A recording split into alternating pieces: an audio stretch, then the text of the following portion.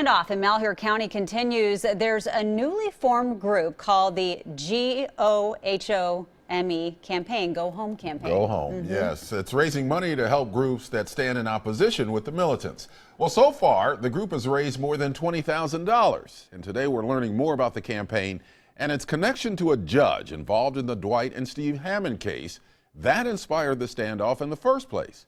Brent Weisberg has more. Over the weekend, KOIN 6 News first told you about the Go Home campaign. We interviewed the co-founder, Zach Klinowski. The pledge drive has been up for 24 hours and has 550 contributors so far, with $23,000 raised. We're getting to that point where the longer the occupiers stay, the more they're going to fund gun reform. They're going to fund organizations that work to stomp out hate and bigotry. They're going to fund the Paiute Native American tribe whose land the refuge actually sits on. But now we're learning more about Klinowski's background. He confirms to us that his mother is Chief U.S. District Judge Ann Aiken. She's the judge who re-sentenced Dwight and Steve Hammond to 5 years in prison with credit for time already served. The two have been convicted of arson. By law, arson on federal land carries a 5-year mandatory minimum sentence.